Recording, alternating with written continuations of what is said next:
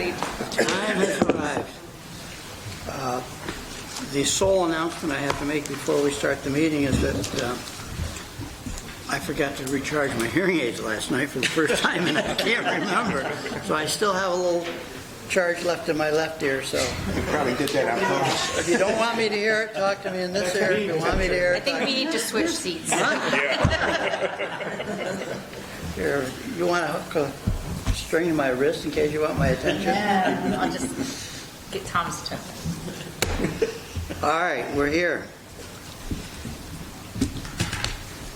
Item 1, welcome and introduction. This is meeting number 543 of the Lake George Park Commission, and we are at the Fort William Henry Conference Center. And we have a quorum. I think we've counted. I know we've counted. And so we'll go on to item 2, approval of meeting minutes and fiscal action reports.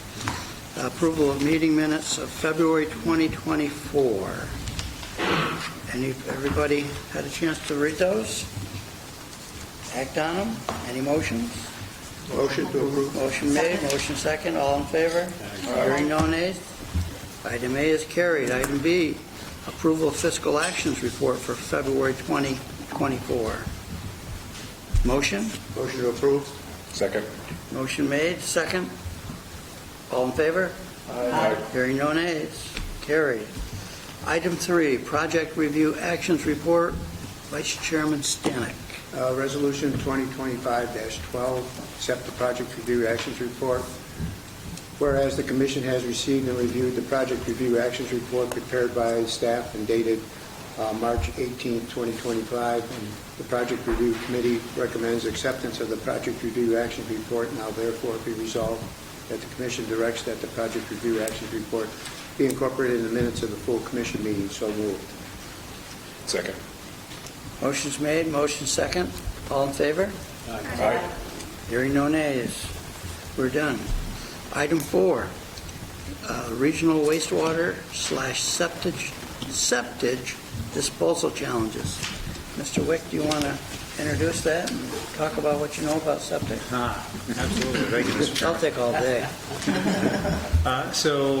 Thankfully, we have two very knowledgeable people in the room today we asked to come and join us, Sean Doty and Matt Fuller. Sean's the engineer, Matt's the attorney. The idea that they're going to be talking about today is something that we've known about the challenges with the local regional wastewater treatment plant's abilities to handle septage, which is the haulers go around and pump out septic systems. Those are limited.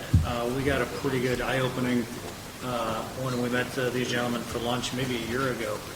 And I had no idea the level of knowledge that they carry on this topic. Matt represents most of the towns, and Sean works with all the communities around here on these challenges. So what we asked is for them to show up today, kind of impart some of the knowledge that they told us about, just to kind of give us a frame of reference for if we're going to continue this septic system inspection program and pump out program like we expect to for the future.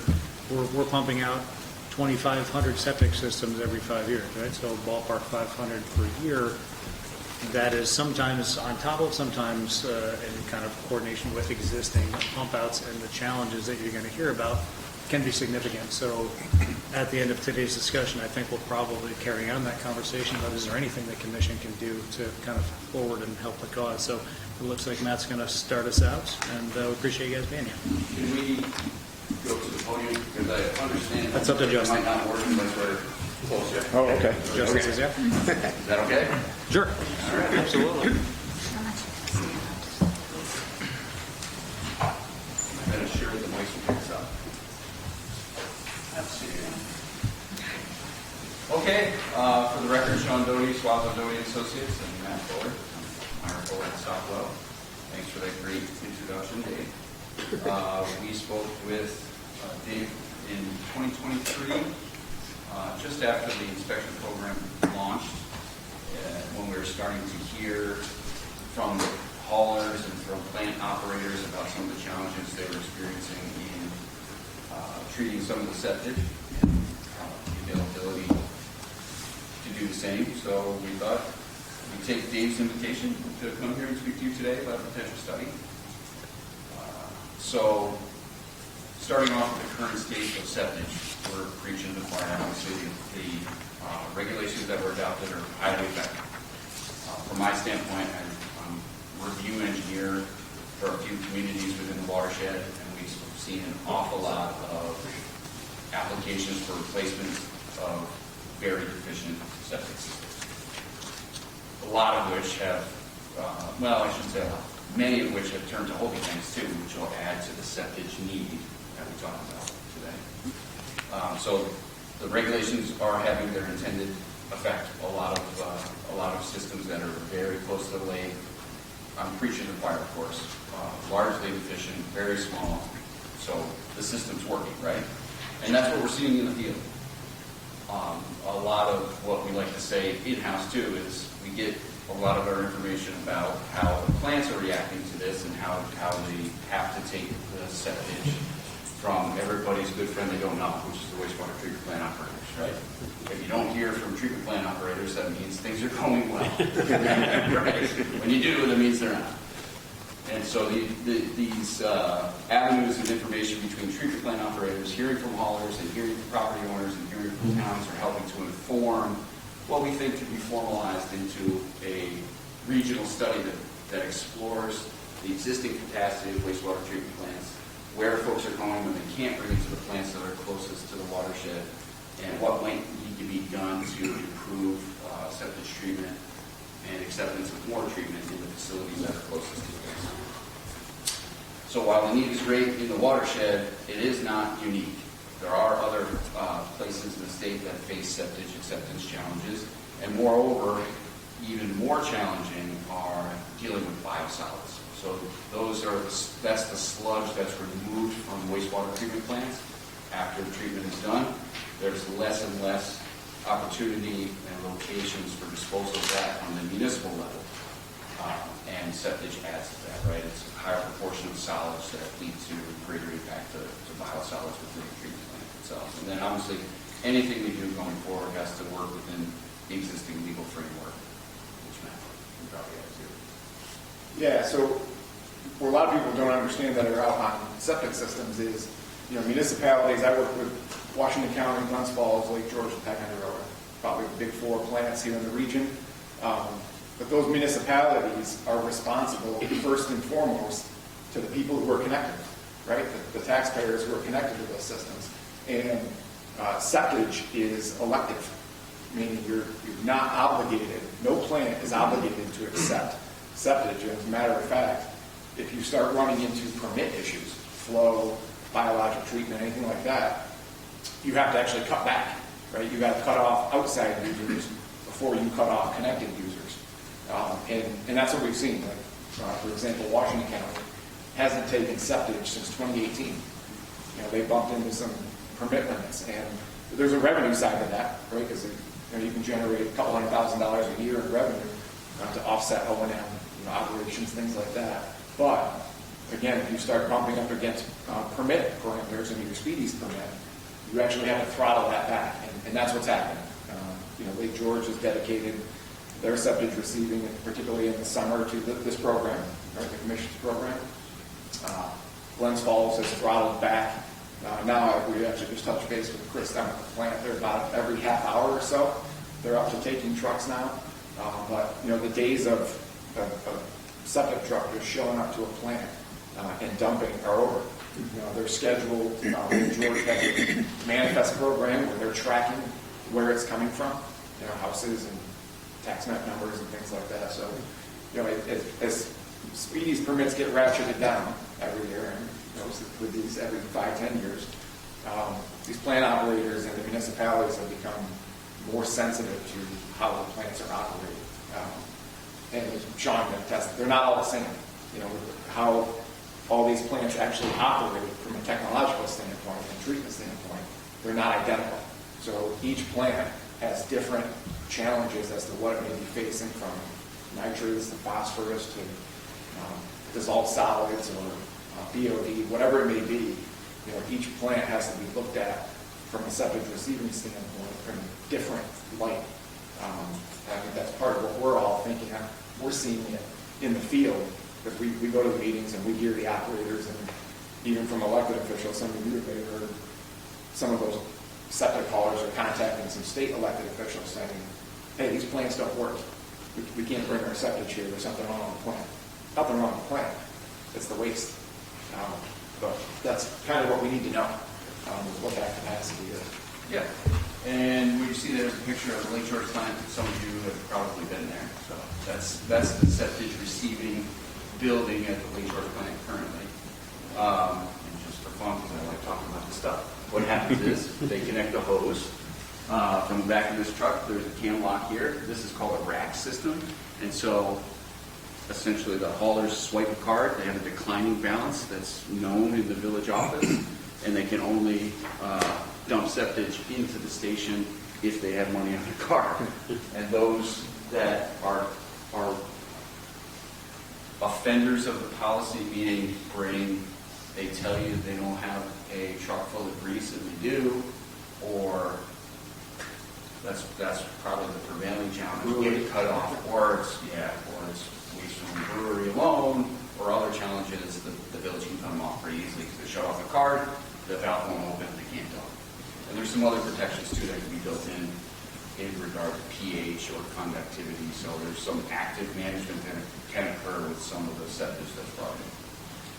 Fun stuff. Okay, so what now? Study, right? Just as we've been suggesting here in the first couple slides. So what we think might be beneficial is between the two of us, work in the plants that are associated with the watershed, and then there's one other plant that has reputedly been receiving septage from the watershed, which is the Johnstown Gloversville plant. And so what we'd like to do as part of the study is collect 3 years worth of DMR data. DMR means Daily Monitoring Report, and that tracks the performance of the plant. What's been coming in, what's leaving, what their species permit requires. And so very much wastewater treatment plant performance can be most easily understood and viewed by data. And here's one little fun chart that shows, it's a bit of a misnomer, and I'll explain why, but it shows septic acceptance in green, and then the sludge production of that plant in the blue bars, and accumulated through the month. So you can see an influence. This also doesn't show flow of the plant, also ramps up during that same time and influences this, but it's known that septage is going to add to sludge. And so we want to look at the performance of each one of those plants to better understand how septage is affecting them, if that's apparent through the data, and then understand their capacity in general terms. Talk to operators there to understand their perspective, what we think might be low-hanging fruit that they might not already be, that they're not already doing in terms of acceptance, and then also speak with probably 6 or 8 haulers. You know, what are their challenges? What are the current opportunities that they see? How can we make it better, right? And that's the goal of the study. What improvements are going to be needed at the wastewater treatment plants? Understand that impact to biosolids and understand the locations in which the biosolids can go and how that's a limiting factor for acceptance. And then look at potential septage district, the feasibility of creating one. Maybe you want to talk about that. Yeah, and just in having dealt with this now, it's not just a in-basin issue anymore with septage receiving. And I think, some of the more better at planning, should say, municipalities are going to start thinking about forming septic districts, wastewater treatment districts, and having a contract with existing facilities for capacity, right? So, municipalities have bought capacity from Glens Falls for treatment, Queensbury, Monroe, South Glens Falls. They all have capacity agreements. I think you're going to see municipalities that are concerned about where their septage can go start doing that same thing. Look at forming septic districts and having a contract with municipalities, probably with inspection programs and things like that, guaranteed pump outs every 5 years or whatever the interim may be, and having capacity where it can go. Because ultimately, eventually here, it's going to impact development, right? Planning boards and things like that can't keep approving additional large subdivisions and things like that if there's nowhere for the septic to go, if they're not connected to a system. So I think there's a lot of quiet rumblings out there of things that are happening that, you know, for 100 years now, municipalities that were rural, I go to board of supervisors meetings and, you know, people will say, I'm not connected to the sewer plant, this doesn't involve me. Whatever you need to do to your plant, have at it. Well, those days are over, because people are going to start showing up at town board meetings and say, hey, I want to get my septic pumped, and the hauler said he's got nowhere to take it, or it's costing me, you know, $2,500 or $3,000 for a septic pump out now. You know, so I think those things quietly will start percolating here a bit more. Yeah. So the hope for the outcome of the study, of course, is more information, understand what it would cost to provide additional acceptance volume at regional plants and their ability to do the same, and just overall increase awareness, right? The awareness of everyone, understanding what happens after a pump out, raise the awareness of those that are in position to help with funding, because there's two state programs listed here, through EFC and one's through DEC. Those programs are set up to fund general wastewater improvements and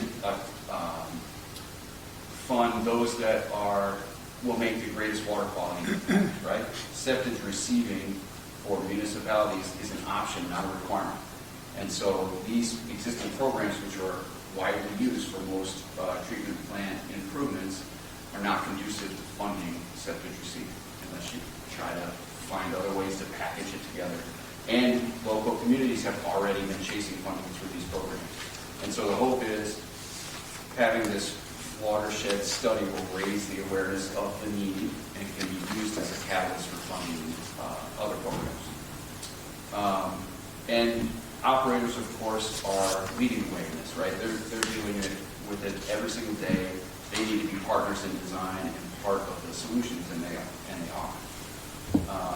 So yeah, that's Yeah, the funding challenge is interesting from from the local elected officials, town board, village board, common council, going back to what I initially said, that, you know, where those entities are responsible first to the people who are connected, right? So you can imagine there's a reluctance for any one of them to take on a $3 to $5 million project for septic receiving. It doesn't benefit the people that are actually connected. It does on a revenue side, but the benefit is actually the people who aren't connected to the system, right? If you think about it from Lake George, if they wanted to put $3 to $5 million into their septic receiving station, you know, the people that are benefited are in the septic parts of Lake George or Warrensburg or on the east side, Fort Ann. And from a scoring standpoint, again, what Sean was saying, from a water quality improvement, if you're putting funds into septic receiving, the water quality you're actually benefiting might be out in Fort Ann or out in Lake George where there's septics, or Warrensburg or wherever, you know, small streams, tributaries that may hit the Schroon or may hit the Hudson River or may hit the canal, go to the Champlain. You know, those are the water bodies that have benefited, not Lake George, right? Because you're bringing septic in, treating it, then it goes into the ground. So from a scoring standpoint, these projects, which Sean was saying, they don't score very high, which only adds to the difficulty from a municipality to actually fund these septic receiving stations. So again, that's where I think, you know, districts and septic districts and things like that, getting creative to be able to fund these things is probably something that's got to happen, but it's got to start with an understanding of what the problem is. You know, how many septics do we have in the region, and what is the capacity of the plants to actually treat it? I think, you know, we think, I know Hannah and Essex County has done a bunch of good work too, but if you think about it, eventually those lines cross, right? What should be the DOH says septic should be pumped every 3 to 5 years. We probably know that doesn't happen. It doesn't basin them. But largely it doesn't. Some people may go 10, 15, 20 years. They're not concerned about it until they have to pump. But the reality is, eventually it's impacting water quality. The question is just where. And, you know, then what is the capacity of all these plants to treat all of the septics that we have now before even adding more? So the biosolids is definitely the big thing we're all struggling with right now. You know, I have plants that have land spreading permits. I have one plant that has spread to the same farm for the last 40 years. I have a couple of plants, Lake George and Washington County, that have a compost facility out in Kingsbury. But trying to then get rid of that compost, especially with PFAS and things like that are on the radar right now, is getting more and more difficult. And we are actively talking about that monthly at meetings. What are we going to do with this? Because eventually the regs from the state and the feds are going to come along, and I think a lot of those field spreading and that kind of stuff is going to get much, much more difficult. Or the level of treatment that is going to be required for biosolids is going to increase, which is going to increase the cost of all of this. So, it's, you can tell I get a little passionate about it because I see it. I see the elected officials and the operators are struggling now, and it hasn't even hit an apex yet. They see it coming down the road. But when the septic program came in, we kind of thought that capacity was going to be an issue, and I think that hit faster than any of us had thought. When haulers were going to Dan Steck's office and complaining that these plants were funded and now they don't work because they can't take septic. But it's actually not true. It's an elected issue. But it brings the whole thing to a point. It's got to be funded. We've got to find a way to fund these programs so that the plants can serve a broader geographic need, not just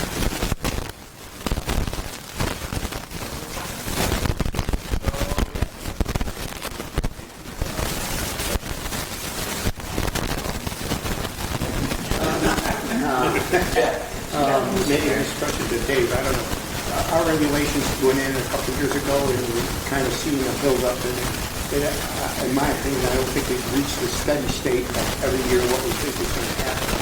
Because people are just getting exposed to it and they're delayed, et cetera. So your analysis, I assume, is going to have some sort of sensitivity analysis of 3 years down the road when everything's sort of stabilized. This is what the requirements are going to be. I agree with that. Yeah. What we think is, obviously you have those that you formally set each year. So 12,500. So you got the 400. And what we've noticed, especially the through applications through municipalities, are there are many proactive folks that are trying to keep the commission. As they know that they're saying, why am I waiting for the commission to come? Let's just replace this thing now. So I think there's a lot of septic that's been generated both by mere self-inspection.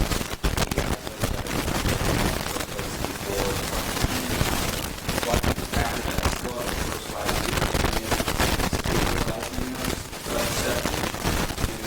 the background data and the park commission, whatever the park commission has. But there's also those that are switching from very poor absorption systems to holding tanks as well. And those holding tanks are going to add septic, still consider septic to be much less strength, which can be a big benefit to the municipal treatment plants because it is much more costly to treat septic than your average domestic waste. So the closer the septic is to domestic waste, you're getting a bigger revenue out of that, the better it is for the municipal plants too. So all of that data needs to come together to help get better understanding how to treat septic throughout the basin and all the So when do you think you're going to have your first wave of results that we're going to be able to see?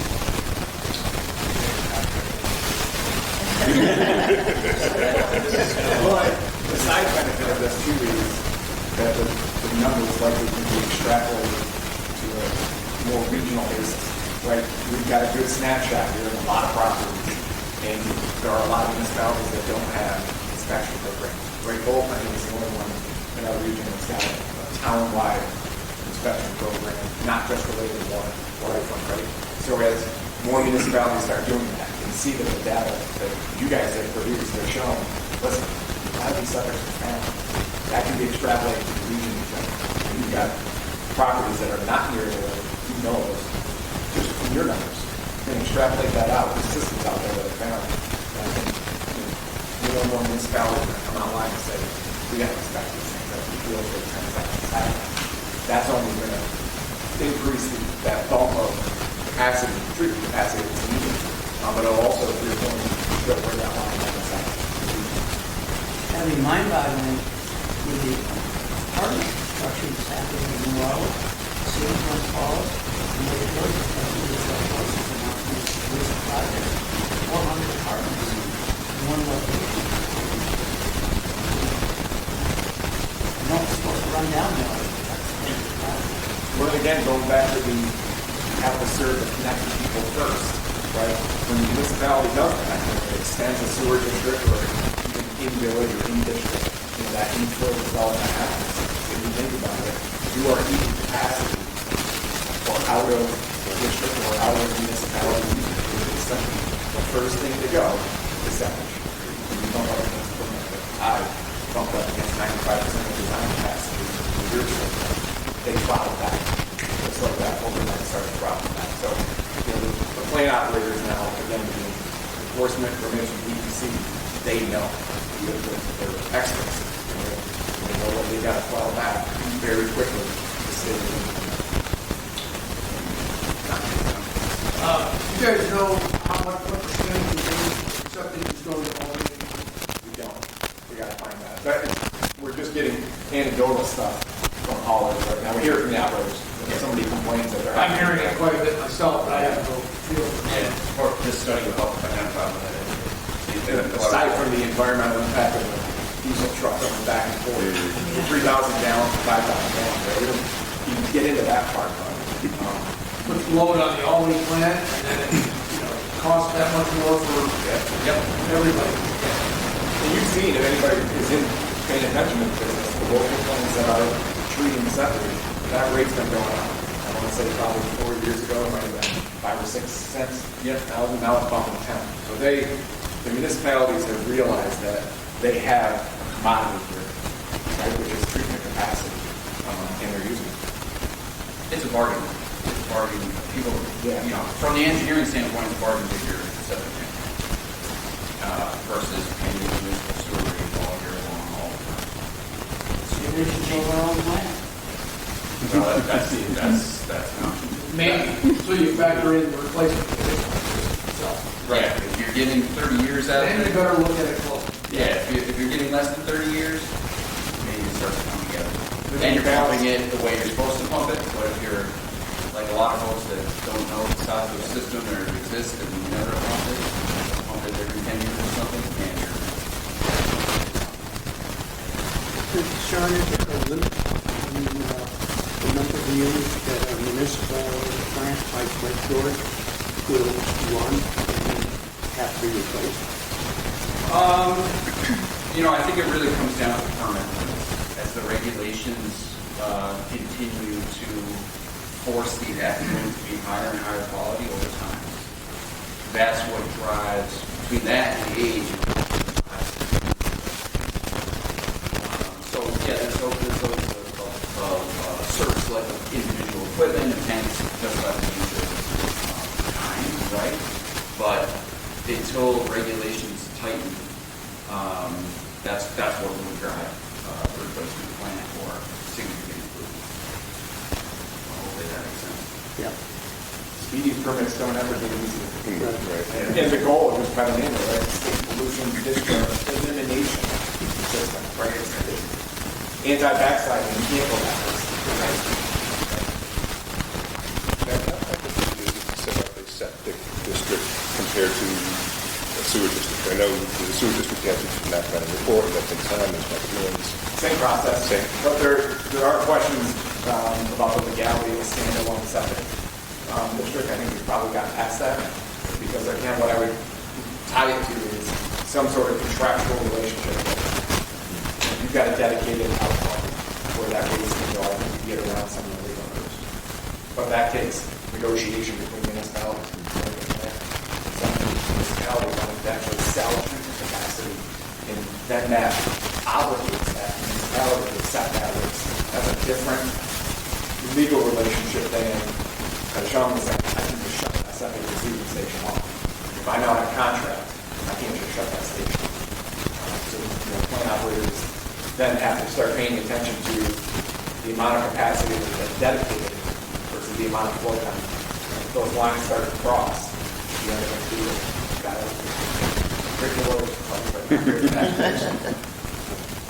To your point, classically, when you size a treatment plant, you look at the actual connections that are going to that plant. But in the future, we're going to have to start looking at the entire population, prorated based on a number of years that you figure it's going to be for pump outs or the number of holding tanks you've got, along with the connections. And so it's going to expand each district accordingly, but it's got to be done.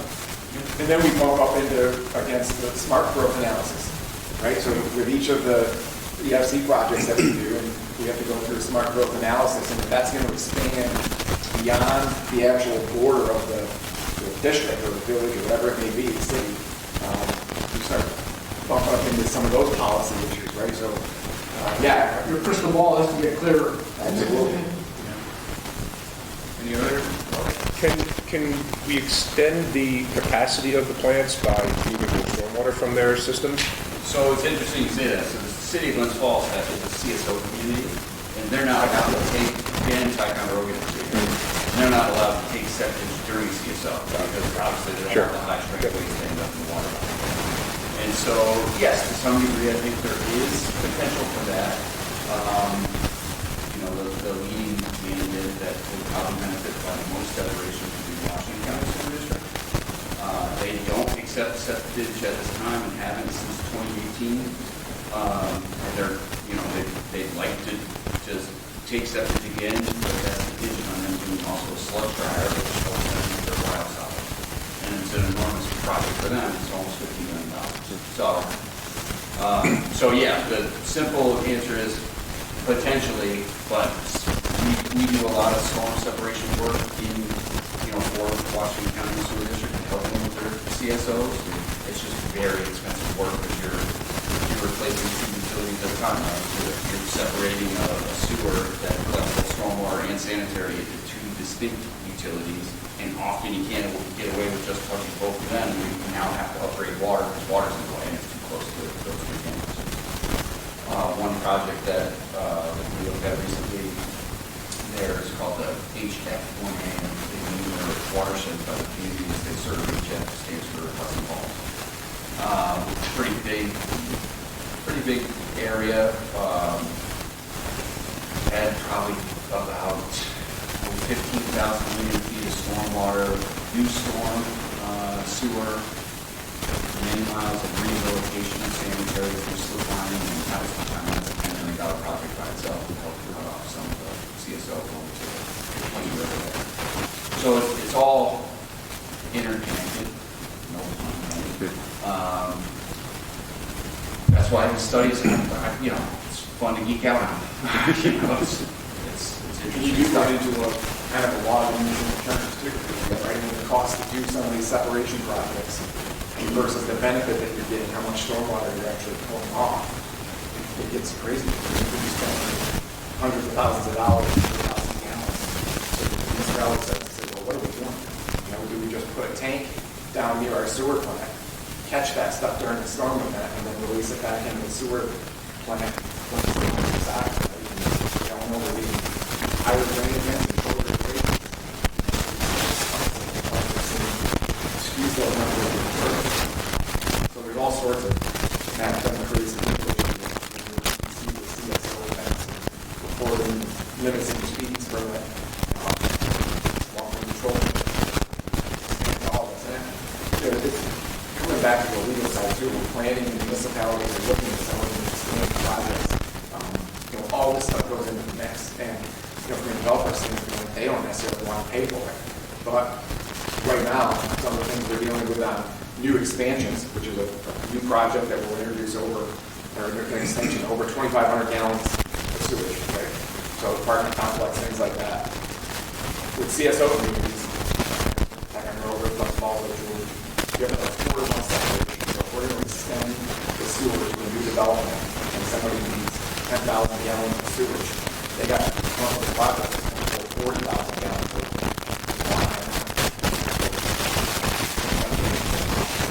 So for some of the millions of dollars with development, probably development. But they want to see growth, so they have that. But it's the constant struggle we have, trying to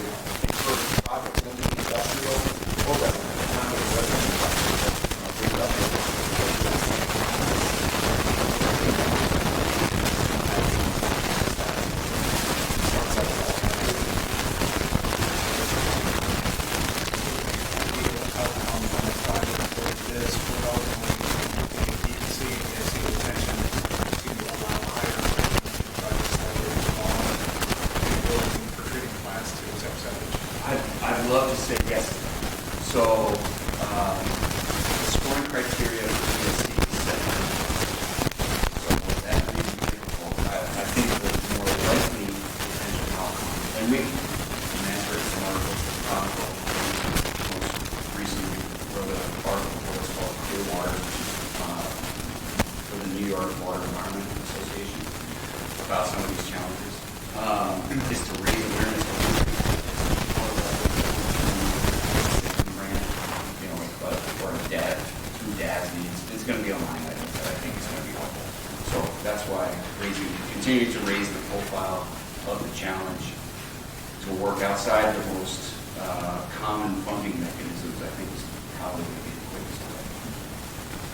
Yeah, it's not, certainly not criticism of the funding or how it's scored or anything, because if you look at those programs, there are so many applications every year. I look at the IUP and intended use plan, there are billions of dollars of requests on those every year, and we get maybe $500 million or something in funding, which is a lot of money. New York State has been aggressive on this, and it's worked. But there's a lot of demand. Yeah. Very competitive for these funds. And they're designed to attack or fund the ones that are most easily recognizable as having a direct water quality impact, which are those that are not even compliant with speed. So, the village of Lake George, for example, was under order on consent before they upgraded their plant because they were violating their speech limits for nitrates. That's the ideal candidate for funding through EFC and even the W2IP program, where septage is an optional add-on. Yeah, add-on. It's not, the program's not built around septage, even though septage, and I've tried to do this and I haven't succeeded yet, pulling septage out of septic tanks or deficient systems that are having a direct water quality impact through adding phosphorus to freshwater system and treating it at the municipal system is preventing the water quality impact. The programs aren't designed to recognize that. That's the only challenge. I think the scientists recognize that. Engineers recognize it. It's just the programs aren't set up. That's the challenge.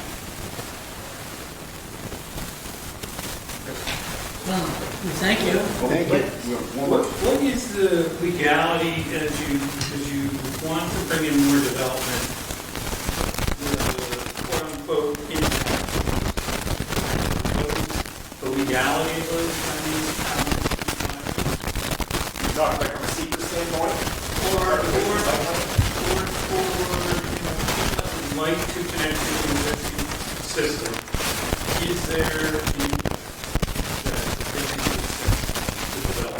Boy, that's a really good question. We'll hold that topic right now because it's being litigated in Washington County. That's a fair question. Washington County has, for about over 20 years, assessed an I&I mitigation fee that goes into a pot of money on a per-unit basis to fund separation projects to further their long-term control plan, which then would open up capacity. And that as a mitigation fee is being litigated right now. So I'll hold any further comment.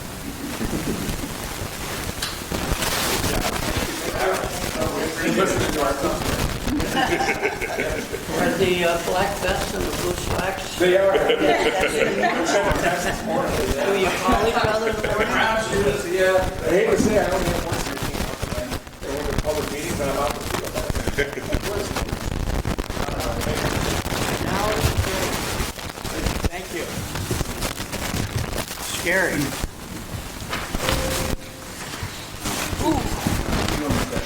Well, my other hearing aid turned off during the presentation, so we're au naturel now, as we say on the lake. It's on you, Carla.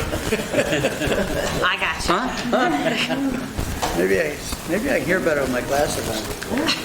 So, Ken, before we go off this topic, is it of the interest of the board for us to follow up on this topic? We would have to do a request for qualifications, set a dollar amount, and then seek proposals back to talk about this before we could bring a consultant on board. Is this something you want staff to start to put together? Yeah, I would think our whole septic program is at risk. Yeah. I mean, you ain't got a place to take it. You can't do it. And, you know, it's extremely important. Okay. More important than buying a boat for the chairman. So, you know it ranks high. So why don't we take a crack at that? We'll keep you posted. And if, you know, we'll send it out to the commission if you guys are interested in this topic. If we put out a request for qualifications, it doesn't obligate the commission to anything. We get some proposals back, qualifications back, and then the commission can choose to move forward or not, depending on what it looks like. So if that works for you, that's something that probably Joe and I can work on. Sounds good. Very good. Thank you. Okay, jumping down to item number 6. That's a marina application for the Brodies. And who's got that one? Thank you, Mr. Chairman. This is an application for a new Class A marina by Brody. We provide outdoor storage and sales and service for under 50 boats at the former Maltby Chevrolet, which is, as you know, a former car dealership, so kind of need to set up for this type of operation, and we will be here.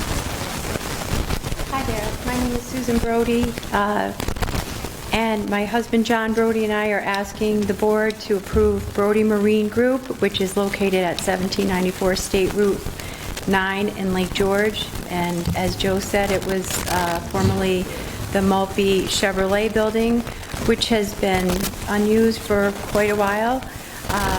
We have the Town of Lake George Planning Board's approval to conduct boat sales, dealer business with service, and custom boat storage for the winter as of November of 2024. We are asking for this approval for Brody Marine Group, and I want to just note, John Brody, my husband, 25 years, is not able to be here. He was working at a boat show in Florida, and he's towing a boat up right now, so I wish he was here with me, but I'll do my best to answer any questions. Well, I've known the Brody family since 1979. Oh, wow. Tell you about your husband when you're the boy, if you want. Yes, but I don't feel that's a need to recuse myself. It's okay. We've been... She may ask for it, though. The Brody family, as you may know, has been in the business for many, many, many years, and goes way back with my in-laws, and currently John and myself own and operate with our 4 children Brody's Lakeside on the west side of the lake, and also Little Harbor Boat Company. And we're very excited about doing a long-term lease through the Mackey building with service and storage, and it's exciting for us, and we hope that this will pass approval. We've done everything we can. I know there's a couple little things little hiccups that we are resolving, so I'll open it up to any questions. Well, first, we're going to ask if there's anybody else here to speak on the subject. Hearing none, seeing none. I'm sorry to interrupt, Mr. Parker. But this is Jennifer Sullivan, and Jennifer is not only our office manager, administrator, but she's also our service manager. So if there are some specific questions, she is great. She can answer some of those for us. Any commissioners have any questions? I'm sure we had a site visit. Yeah, we had a site visit, and several of us went there, and I think Tom brought up some minor requirements on conditions with Dave. The most significant was we'd like to protect your leaching system. So we're asking for that to be cordoned off in some kind of barrier so you don't drive over it. Protect that, so we'll give you longevity in that. We also were questioning the buffers that Lake George required, and I guess we've got an explanation on that. One of you two talked with Dan Baruch, right? Maybe you can explain it. Yeah, maybe I wasn't at that approval, but basically it sounds like since there's sort of an open space on the north side, they want to protect that new shed into the site for the boat storage is proposed. talk about the planting plan on the outside. You guys talk about that a little bit? Yes. We're working on that. So with the fence, we are looking to also see the deletion kiosks. We're planning on right across, the park drive. We're working on that now because it's off the snow now. We'll have that then probably within the next couple of months. Yeah. It's in your best interest to do that. Yeah. Yes. And we also talked about capping the outlets and floor drains. Correct. You know, So the inside, so we have the floor drains. Yeah. Right now, we basically are planning on just capping those off. Right. Because we don't do any indoor washing. So we'll be capping those off. And then the other possible issue was we did have Hometown in and Dave Patton, and we pumped out the system, the septic system. What we found was that there's the sanitary tees needs to be replaced, which is a inlet-outlet mechanism, which is helps separate the solids with the grease, and we are planning on replacing that, which, from my understanding, is a fairly simple process, not for me, but for Hometown, and we and they will be addressing that, and we just want to take care of everything as soon as possible and make sure that we follow all the policies and procedures through the board. That's very simple and, more importantly, very inexpensive. That's what I've heard. Okay. Anybody else have any comments, questions, suggestions? Feel free to sit down for a second and we'll take action. Do we have a resolution? Yep. Resolution 2025-14 of the new Class A Marina. Application number is M255001. Applicant is John Brody. Whereas the applicants have applied for a new Class A Marina offering boat sales, service, and winter storage, and the Lake George Park Commission has reviewed the application, supporting documents, comments received, and other information which appears in the record. The Commission has made a determination that the project is an unlisted action pursuant to State Environmental Quality Review Act, 6 NYS 617.5, and as lead agency for the purpose of the State Environmental Quality Review Act, has made a determination that the project will have no significant impact on the environment, and whereas the action is considered to be a major project pursuant to 6 NYCRR 645-5.3, public notice has been published and distributed as required, and whereas the applicant has demonstrated that the facility complies with the Class A Marina requirements of 6 NYCRR 46-1.2B, and whereas the Commission finds that the project will have no adverse impact on the health, safety, or welfare of the public, the environment, or the resources of the park, will not alter the essential character of the area in which it is proposed, will not make suggestion in the park, will not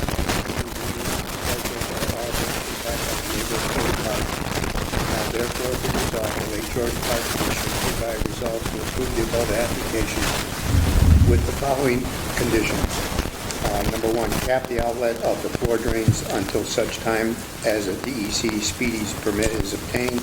Installs sanitary tees on the outlet, inlet, and outlet of the septic tank, and install physical barriers to prevent parking on or cars and trailers on the septic leach field within 60 days of the permit obtained. So moved. Motion's made. Second. Motion seconded. Any further discussion? Hearing none, all in favor? Aye. Hearing no nays, it's passed. Thank you so much. Give our regards to Bob and Sheila and your husband. I will. Thank you so much. Item 7, existing dock setback variance in the town of Dresden. This one's mine as well, Mr. Chairman. Your turn again. This is a unique application. The dock is actually in place and was permitted by the commission in the mid-90s for an L-shaped dock. And over time, we've learned, based on a recent survey, that the property line is actually closer to the dock than was understood in the mid-90s, and places the dock in the 20-foot setback, unbeknownst to the commission, unbeknownst to the landowner. And so rather than sort of approve this variance after the fact, because the 20-foot setback wasn't expressly authorized back in the 90s, we brought this before you to review the dock as it is and make sure that you're all comfortable with it. So here to represent the application is Lucy White, who is the former landowner but has lake rights to this particular dock and knows a lot about the history. Good morning. Good morning. Well, I'm Lucy White. For 46 years, I owned this property. And I had, a couple of years ago, made an arrangement with my cousin and goddaughter to create a succession plan for this house. And I now share it with Jessica Bird. And I have rights to the house and the dock. And because she is a long way away and I live here, I'm the one you're stuck with today. I wish I could say like Charlie Tall last week that I've known all of you for 50 years, but I haven't. I can only say that my godfather and neighbor and cousin, Harrison Bird, used to share a lot of stories, funny stories, about things that the patrolman encountered when he was a commissioner. So unique and peculiar are great words to describe this situation, and I'll try to run through it in under 2 minutes. Our family moved to this area in 1820, and my great-grandfather bought the Bluff and Taft's Point in 1873, and several children of his built houses, one of which is mine. And in 1873 and 1911, a survey was made, and the house lot that I live in, Lot D, is adjacent to Lot A, which now our neighbors own. In 1958, there was a survey, an aerial survey by the state that shows the dock. In the materials I submitted, you could see that there was a boathouse there next to an iconic pine tree that was built around 1890. And the house is called the Seven Pines. These pine trees are, much noted around the property. And the pine tree became the marker for legal documents. So in 1963, my great aunt gave the property to her son, and the pine tree was noted as the property divider on the shoreline. It was such an iconic tree that there wasn't even a heading or a numerical value to it. It was just the pine tree. And then when she died, the pine tree is also referenced in the materials that the deeds and the wills.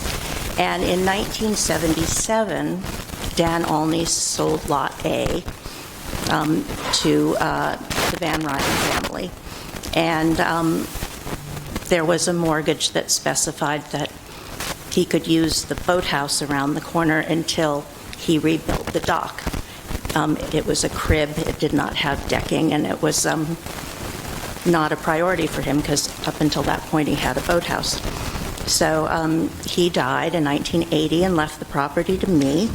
And in the interim, he did not redeck it, and unfortunately that was the moment when the Park Commission did their survey of all existing docks, and apparently if it wasn't decked, it didn't count as an existing dock.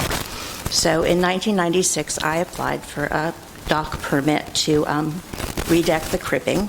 I inherited this house when I was 22, and I really couldn't afford to do this until 1996. And Mr. Van Ryan objected and felt that the property line in the material that had been submitted to you was too far to the east and impinging on his property. And in fact, he was right. And he wrote a letter that said the property marker is the pine tree. Dan Olney told me himself it was the pine tree. So this pine tree has always been the marker that we have used.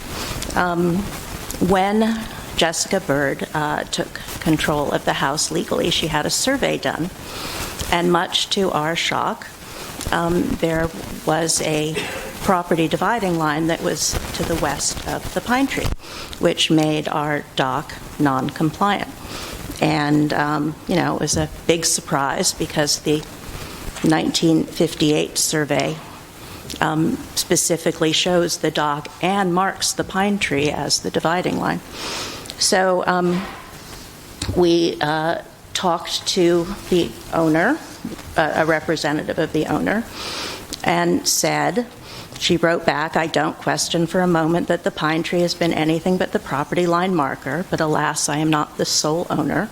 I don't anticipate any opposition, but more just clarification of the next steps."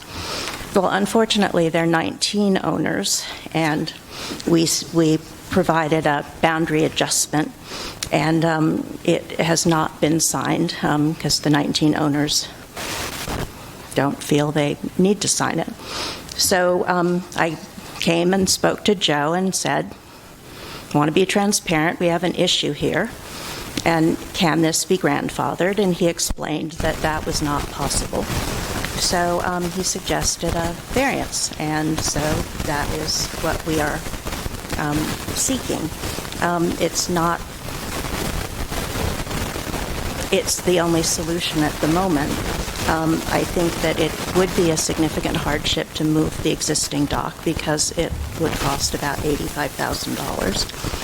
It certainly isn't changing the essential character of the shoreline or providing congestion or anything because nothing is changing.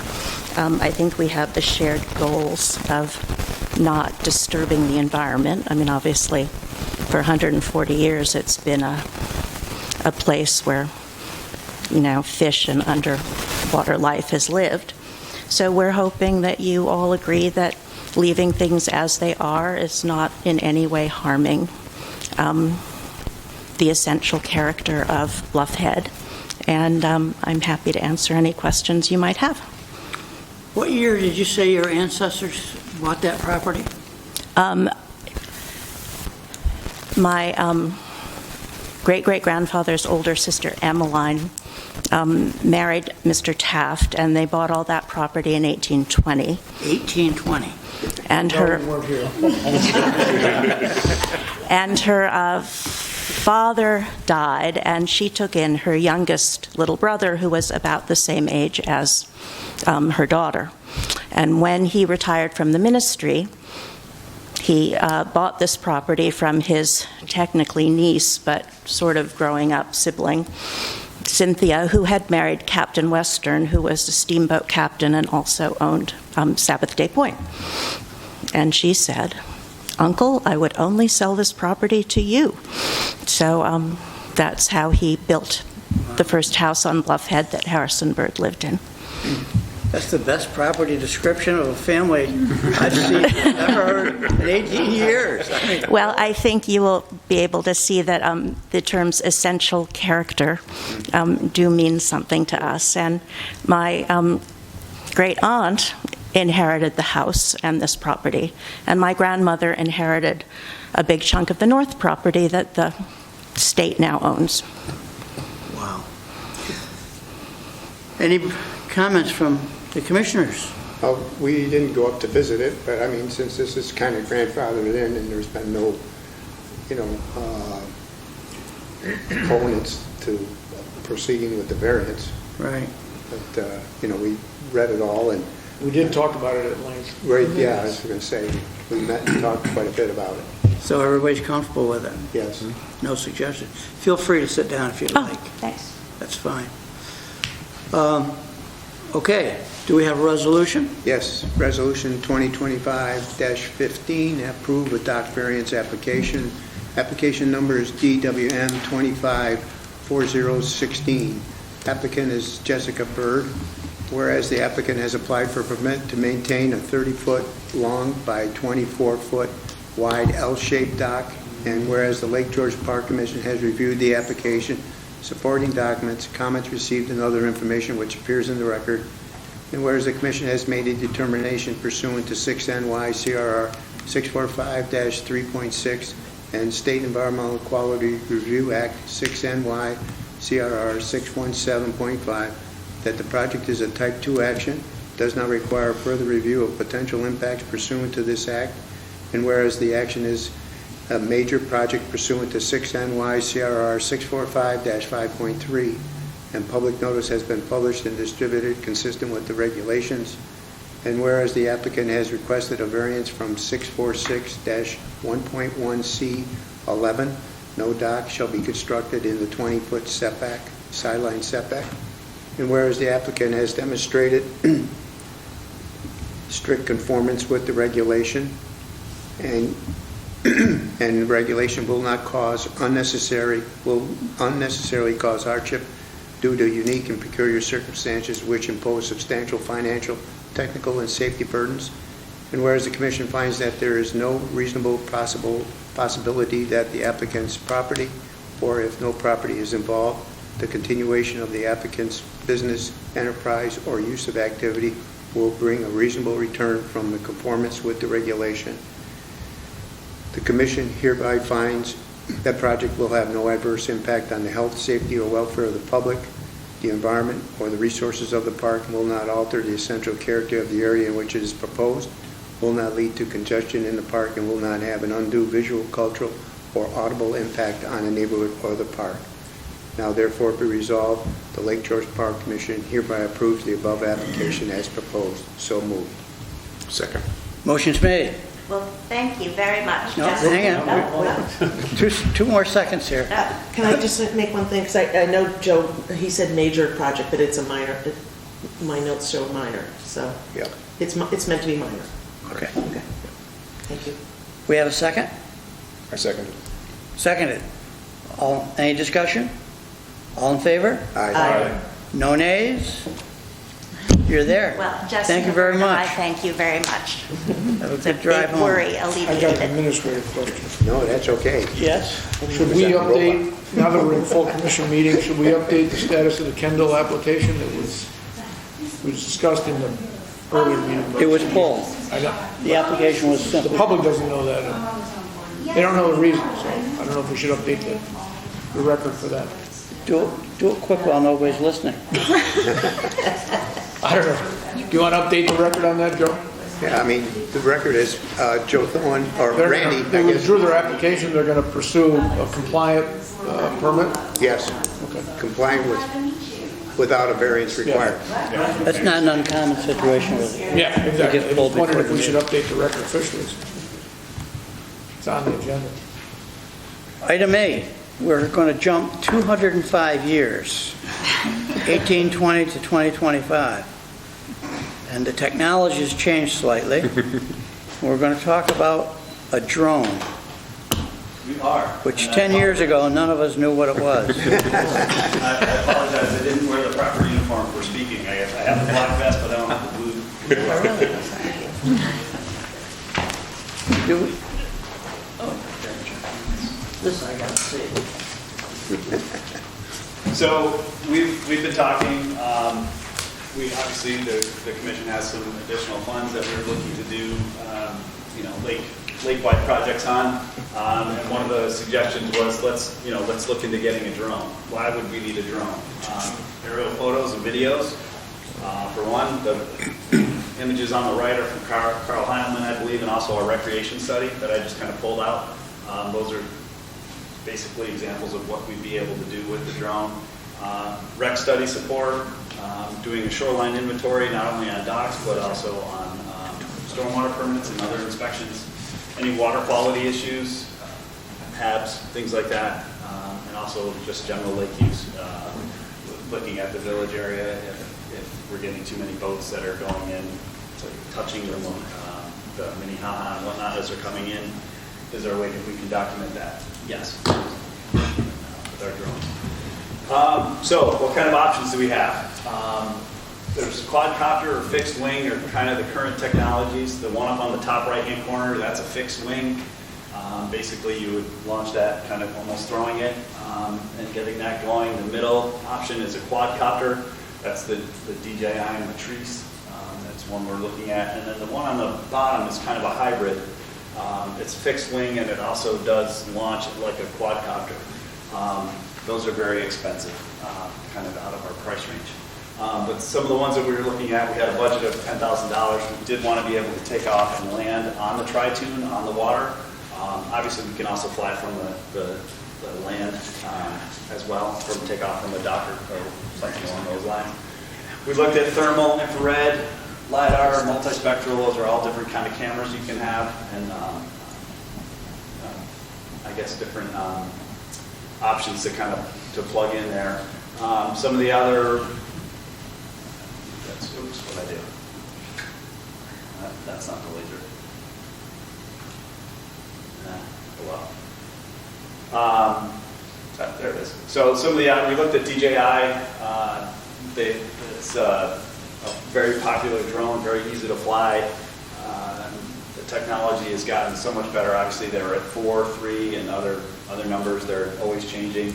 The Matrice 4E is out now. The Mavic 3 was kind of one of the predecessors. There's also Matrice 350, which is above and beyond our costs.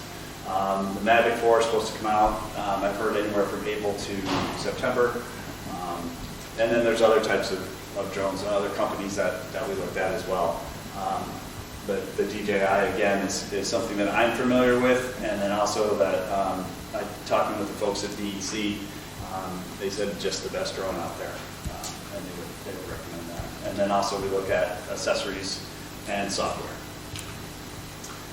So this, we boiled it down to two options, the 4E and the 4T. The 4T is a thermal, suitable for wide range of industries, including electricity, emergency response, public safety, forest conservation. But we went back to the 4E. It's really designed for geospatial applications, such as surveying and mapping, construction, and mining. It just covers more what we're looking for. The thermal camera would be nice, that you're able to see heat responses, and then also has a near infrared that you could helps you to view things at night. That's more along the lines of a search and rescue. The 4E does not have, or the 4 itself, the 4E and 4T, you can't fly that during rainy weather, wet weather, snow.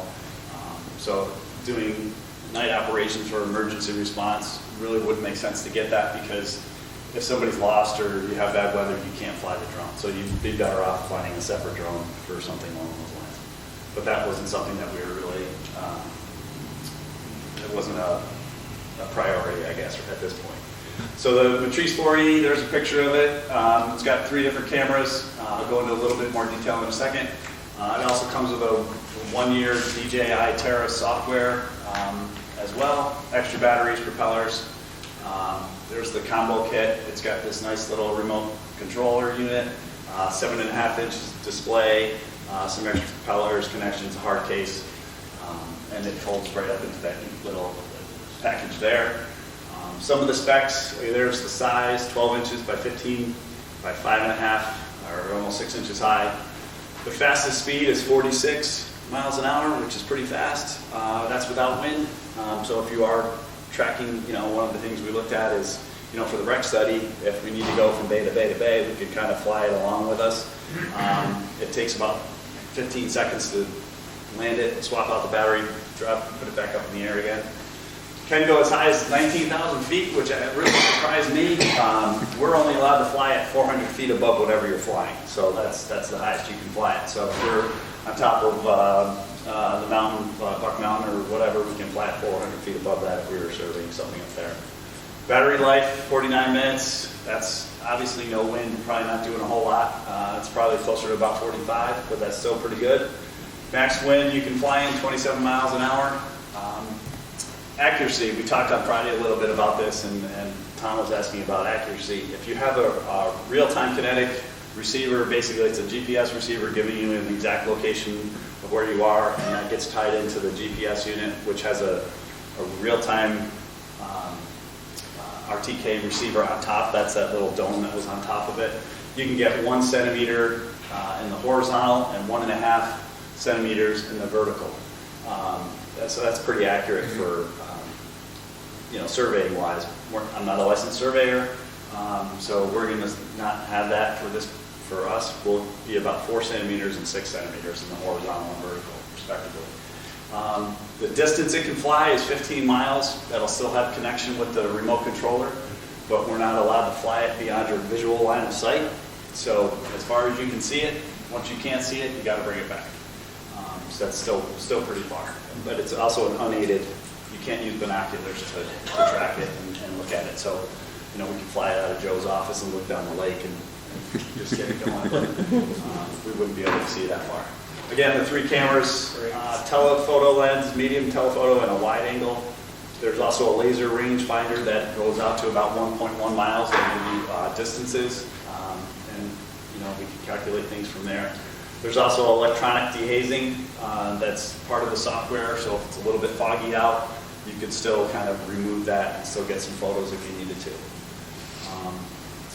Again, Gary McPherson from the DEC, he's in charge of buying all the DEC drones, and we've gone back and forth a few times, and he recommended the DJI and also the NM Electronics, where they gave us a quote, just over $6,000 for that, plus we're going to look at some other accessories.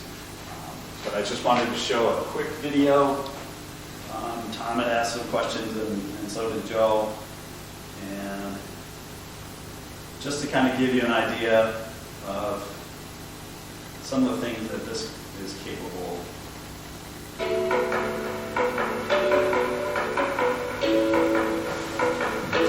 This goes kind of quick. So this is just a drone just capturing some.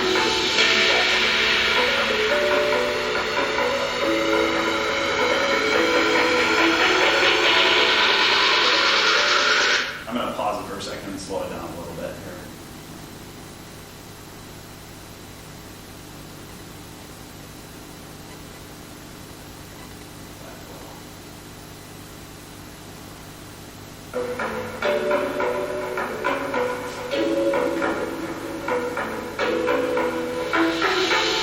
Just showing the process of how it's done. We're modeling this building here.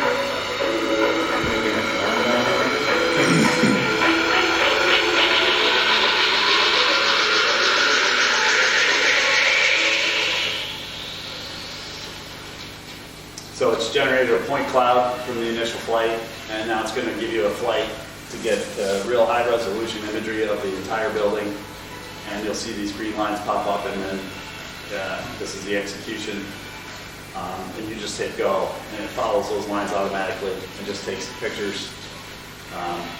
It's got 5 different angles on the camera, and it's moving all the time. And that's like a real time of what the camera's doing as it's flying.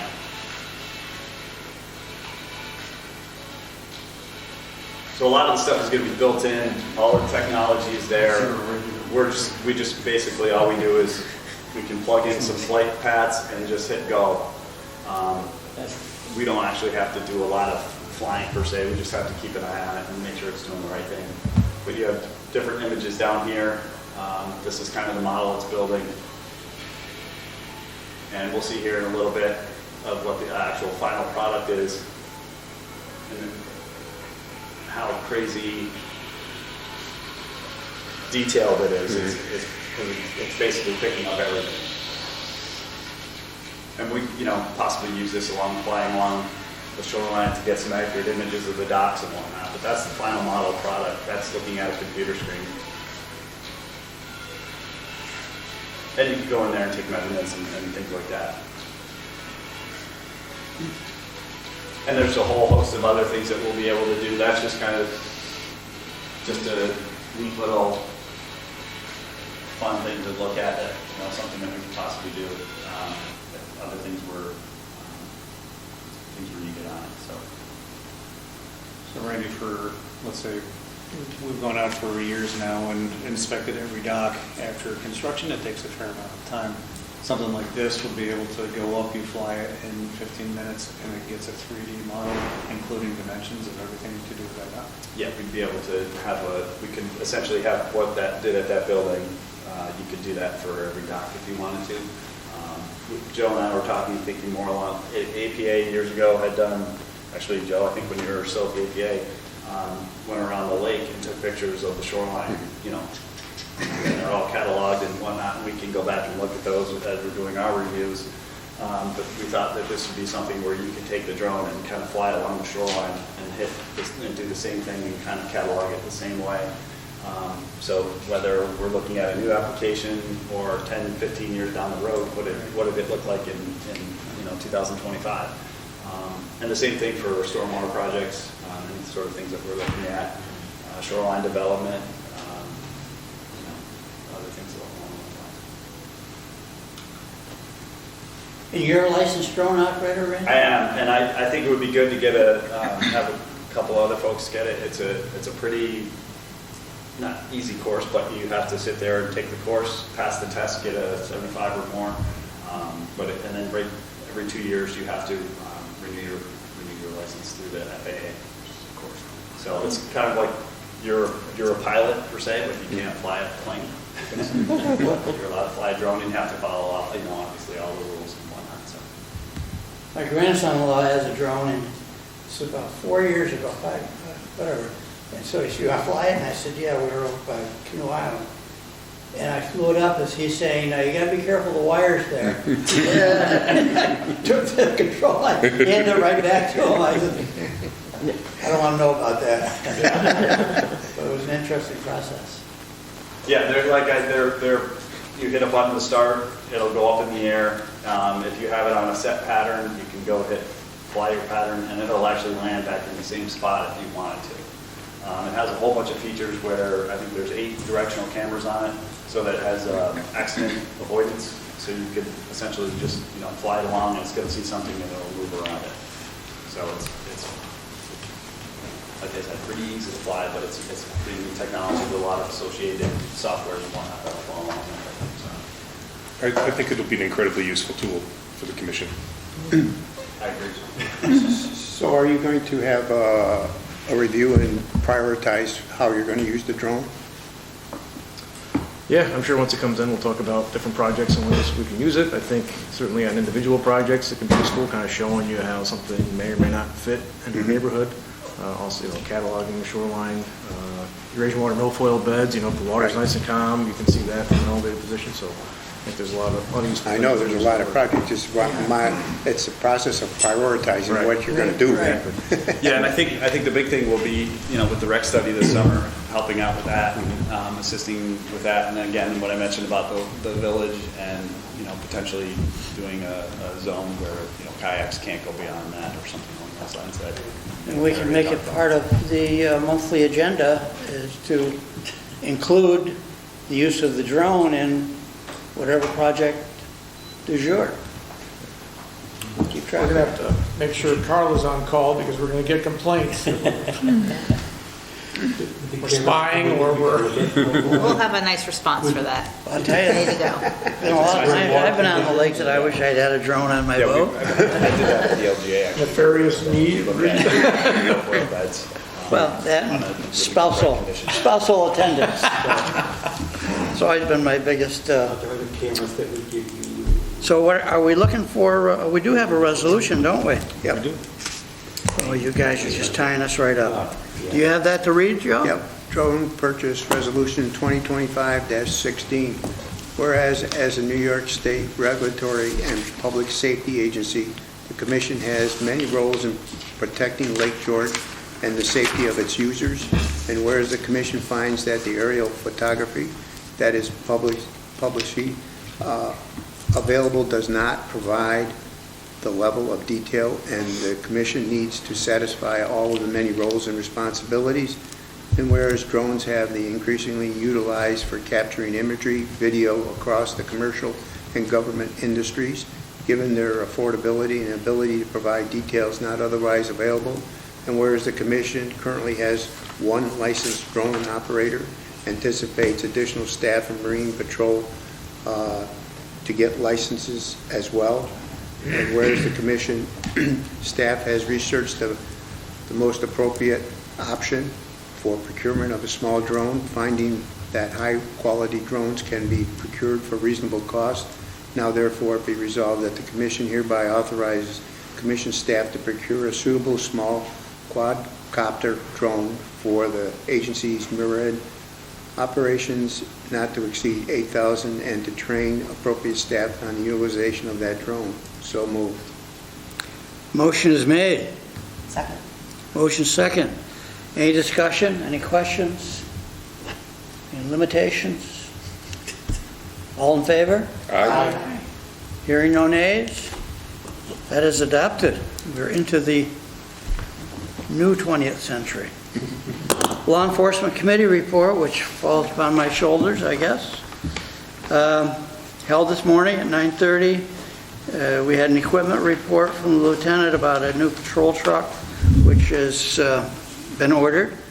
Marine Patrol, we talked about boater safety classes, and officers will be back on the payroll starting mid-April and early May, so summer is somewhere around the corner.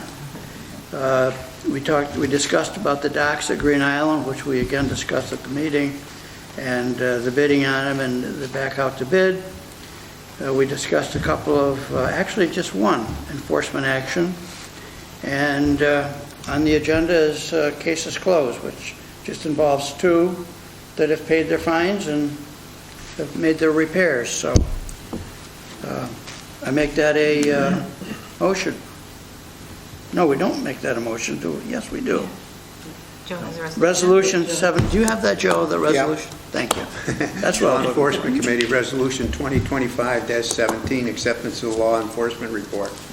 Whereas the Law Enforcement Committee met on March 25th, 2025, to review matters pertaining to the Lake George Park Commission's Marine Patrol and the Commission's law enforcement program, and active law enforcement cases and their status were reviewed in executive session. And whereas the Law Enforcement Committee has reported on the results of the committee meeting at this full commission meeting, and whereas the Law Enforcement Committee recommends acceptance this month's law enforcement report, now therefore be resolved that the commission accepts the report of the Law Enforcement Committee. So moved. Motion made. Second. Seconded. Any discussion? Hearing none, all in favor? Aye. I hear no nays, so it's carried. Item 10, public comments. Well, I see three members of the public back there. Everyone knows what I was going to say. Make sure it's done. Well, we appreciate your attendance. And Susie, we met yesterday. She's part of the ongoing septic improvement program at Hewlett's Landing.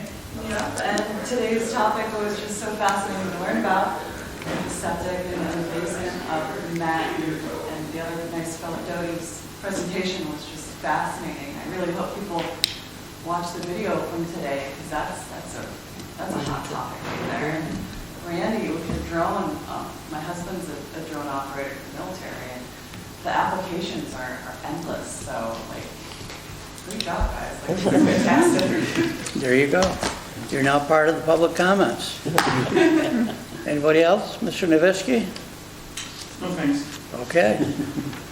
I'll take a motion. Motion to adjourn. All in favor, say aye. Yes, carried. Done. Thank you very much, everyone. I'm going to go home and charge my hearing aids. Watch the video to see what happened at the meeting.